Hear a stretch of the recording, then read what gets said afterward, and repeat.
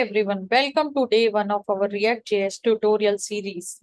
Today we are diving into the exciting world of React and getting started with the basics. Whether you are new to web development or looking to enhance your skills, this series is perfect for you. Make sure to hit that subscribe button and ring the notification bell so you don't miss any of our upcoming tutorials. Let's jump right in. What is React? So what exactly is React? React is a JavaScript library developed by Facebook that lets you build your user interface in a modular and efficient way. It's all about creating reusable components that update and render efficiently. React uses a virtual DOM to manage and optimize the rendering process, making your applications lightning fast.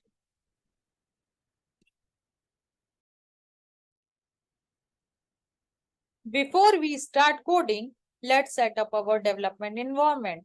We'll need Node.js and NPM installed on our machine. Head over to Node.js website and download the latest version. Once that's installed, you will automatically get NPM as well. To check if everything is set up correctly, open your terminal and run the following command. So first we'll check node-v. Okay, so we are having version 18.14.2. Now let me check NPM version. So it is also 9.5.0. These are one of the latest versions. These commands display the installed version of Node.js and NPM. If you see the version number, you are good to go.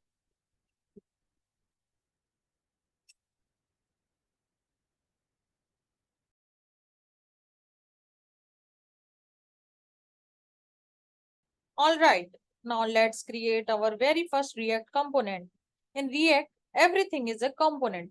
Components are like building blocks that make up your user interface. We will start with a simple Hello World component. So open your favorite code editor. For example, I have opened VS Code and follow along with me.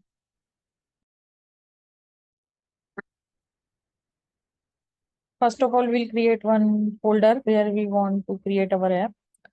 Let me create that. So I'll do mkdir my React app. Now I'll navigate to it. Now to create a React app, I will execute command npx create React app. So npx is a tool which generates a boilerplate for your React app. Here the dot at the end ensures that the React app will be created in the current folder. So this will take some time. Let's wait for the installation to complete.